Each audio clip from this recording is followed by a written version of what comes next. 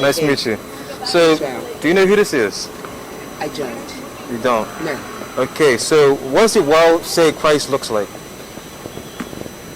Like when you look in the church or and that's movies. Yes. What do they show Christ is? Yeah. It's white with long hair and all that stuff. Is this true? I wouldn't say that it is. Why? Because I've read the Bible, and what the Bible states does not, the individual does not look like that. Okay. But do you follow the Christian beliefs? Like, do you go to, what church do you go to? Well, I don't go to a church as per se, but I have been studying with Seventh-day Adventists. So I would say 7 day. Okay. So let me show you something, sis. What's the first commandment? Thou shalt not. Can't even remember. Thou shalt not kill. No. Thou shalt not lie. No. I'll help you. Okay, all right. Give me Exodus 20 verse 3. Okay. I'm going to show you something. Okay. Exodus chapter 20 verse 3. Thou shalt have no other gods before me. So God's saying don't have no other gods before him. So what we know is today that the image of Christ is a Caucasian image, right?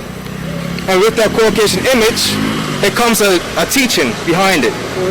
So read that again.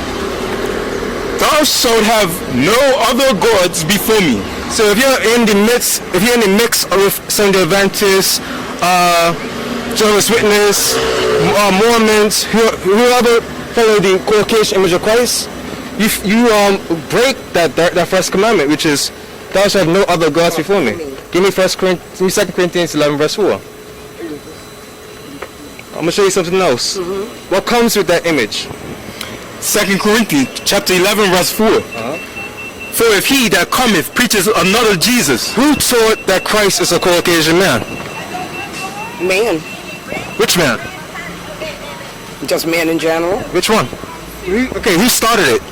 Who started the train? And then other people. Okay, who started the train?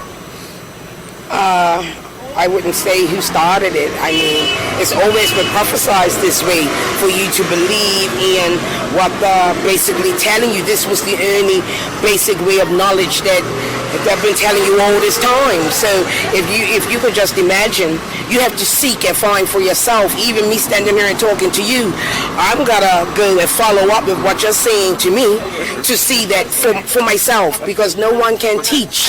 You could give me all the advice you can, but it's the individual that takes what it is that you said. And I have to find it for myself. Someone telling me, okay, fine, yes, and giving me the knowledge. But I have to, in order for me to be able to understand, I think that it's important for me to be an individual themselves. They need to find out for themselves. Anybody could tell you anything. You're just naturally going to believe it. So, sis, you're not naturally going to believe it. But sis, you didn't ask my question. Which people taught the whole world that Christ is Caucasian? Caucasian people. Okay. Because that's the way that they look at it. Now what did Paul warn us about? 2 Corinthians chapter 11 verse 4. For if he that cometh preacheth another Jesus. So the Caucasian man preached another Jesus. And what else did he preach? Whom we have not preached. Or if ye receive another spirit which ye have not received. So it comes with another spirit. Read. Or another gospel. So there's another teaching, another doctrine behind the image that they brought to you. Read. Which ye have not accepted. Christ and the apostles never taught that type of way. Never taught that gospel. Read. Ye might well bear with him. You are keeping at arm's length. Now give me Matthew 24 verse 24. Let's see what Christ said as well.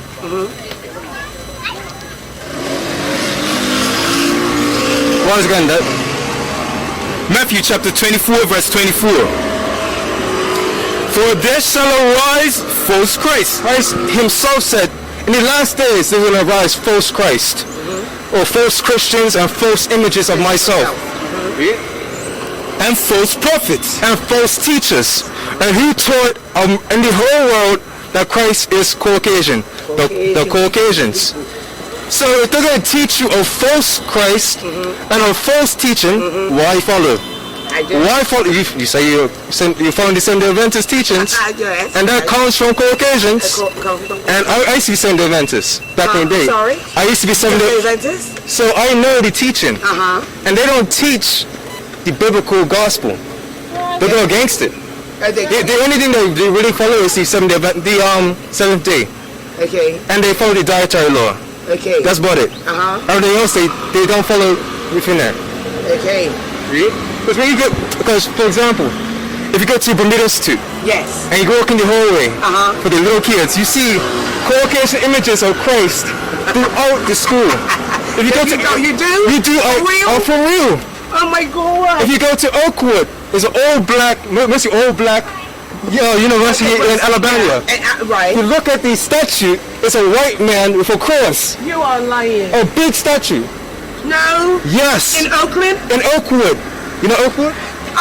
The Seventh-day Adventist. Yeah, Oakwood University. Yes. Where mostly black people go? Well, yes. Yes. All they see is a Caucasian image of God on the statue. Read that again. Matthew 24 verse 24. For there shall arise false Christs and false prophets, and shall show great signs and wonders. The Caucasian man, he's showing his power by making media, by pushing it in the media, making movies about it. So it's like, this man must be God. This man must be the one.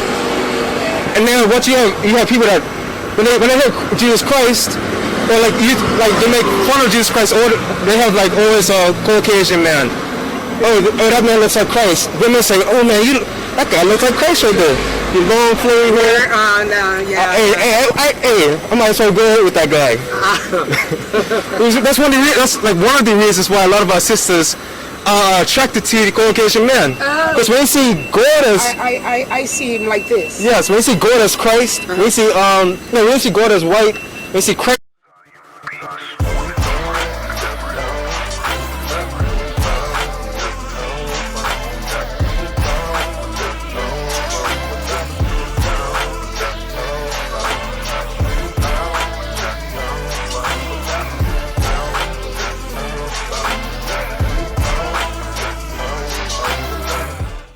As white, you're more inclined to pursue that than pursue your own.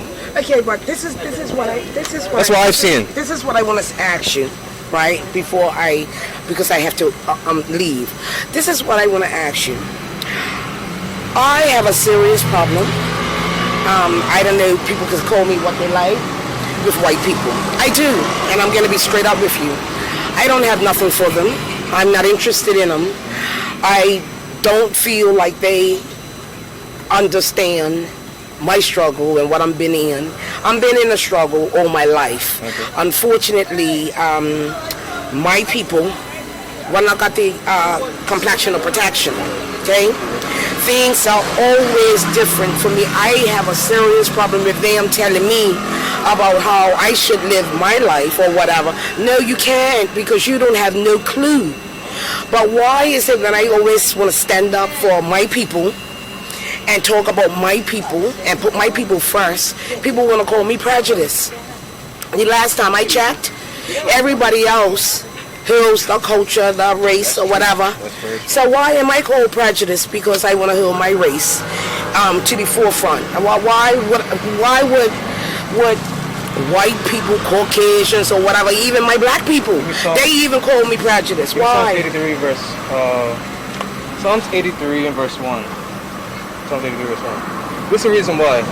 Because they don't want, I don't know if you read the, I think it's called Still Black, Still Strong. Still Black, Still Strong? Yeah, Still Black, Still Strong. It's about all the black movements in history. And one of the things that the FBI was trying to stop was the rise of a black messiah. So what they see is if they see a bunch of black men trying to come together, black women trying to come together, they're going to try the best to make sure that stops. Right. Yes.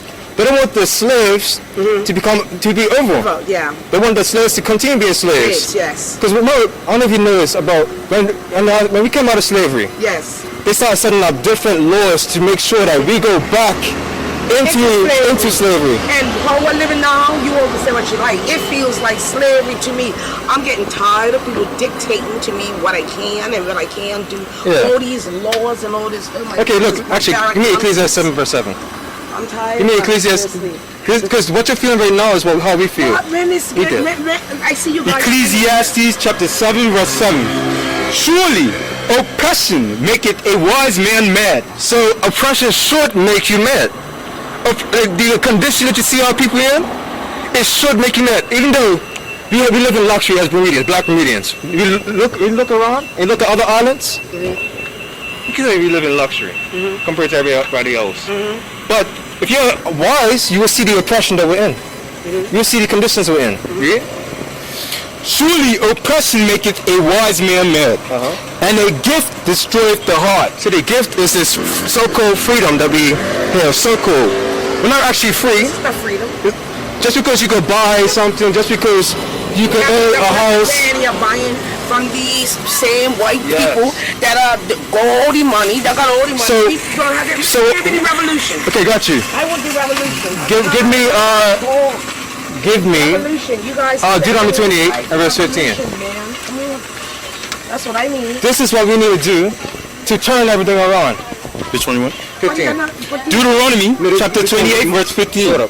In order to build a building, you must start with the foundation. Yeah. If you have a weak foundation, the building will fall. Oh, yeah. Each time our black leaders try to build, they lack the foundation. Yes. So what's the foundation we must stand on? Read that. But it shall come to pass, if thou wilt not hearken unto the voice of the Lord thy God, to observe, to do all his commandments, and his statutes which I command thee this day, that all these curses shall come upon thee and overtake thee. So when the Israelites, us black people, chose not to obey God's commandments, curses befell us. So let's see some of the curses and tell me if they identify with us. Give me verse 46. Deuteronomy 28:46. Let's sum it up. And they shall be upon thee for a sign and for a wonder, and upon thy seed forever. So the curses will be upon you for a sign. They will identify who you are in the last days. Give me verse 48. Let's see one of the curses. Verse 48. Therefore shalt thou serve thine enemies, which the Lord shall send against thee. The Lord's like, because you don't want to serve me, in want of all, I will give you the whole world. I'll give you rulership, dominion. I will make sure your life's easy. But because you don't want to serve me, just by keeping my commandments, what's going to happen? Read that again. Therefore shalt thou serve thine enemies. You're going to start serving your enemies. Read. Which the Lord shall send against. He sent our enemies against us. Read. In hunger. Now we have to go to them for food. Read. And in thirst. For water, drink. And in nakedness. The clothes on your back. And in want of all things. Everything you want in this life, you have to go to your enemies. Read. And he shall put a yoke of iron upon thy neck. Until he have destroyed thee. So until we are mentally destroyed. You see this work that we're trying to, you see this fight that we're trying to fight? Us men? Our people are destroyed. So we're trying to heal them, bring them back to this. It's going to be a long process. It's going to be a long process. But we need men, we need men and women to join on this bandwagon and push the same thing. Okay. Bring about the change. Right. Bring about us coming back to God's commandments. Okay. Because by us coming back to this, everything will be changed. Okay. Because, so hold on. Verse So 68. how do you guys get your message out? I see you guys here on Saturdays. Okay. I don't know if this is, you do anything other than this on a Saturday. So I guess my question would be, how are you reaching out to individuals besides this Saturday thing that you do? Because not everybody's gonna stop to you, and we what gotta reach our people, because it's time, it's going time. So if you want people to join your fight and to be able to educate our people with the knowledge of what you guys got and what we should be knowing of God and our purpose here. So I guess my question would be to you is, how does one get in contact with you guys, or what, you know? The back of the flyer. Right here. Okay. Contact details, location. And we're trying to go on. School. Huh? School. Okay, come to the school. And you Okay. can learn more. The school is right here. Come to the school and you can learn more. Okay? Okay, so Call that number. Call that number. Call this number. Okay. And come to the school. Okay, all right, fine. And you can learn more. Okay, definitely, sir. And we can share more information with you. Yeah, because I have to go, but I'm definitely interested. Okay. So I can call this number at any time? Yes. Okay. All right, nice talking to you guys, yes? Nice talking to you. All right, stay powerful. Yeah, man. All right. We used to scream black power while heroin was pushed. But at the end of the day, nothing's in vain. IUIC has been given a vision. The tents of Judah has risen. Many has attempted the mission. Minor murmuring, omitting, and missing the mark. Just reading that he had the flame of fire in his eyes gave us the spark. We on Paul's mission. We out on the road, purple and gold, from Mexico, Cuba, Haiti, Ghana, Sierra Leone. 144,000 boots banging, concrete crackling. These are our men repented at heart. The scriptures is proof. IUIC, we deliver the truth.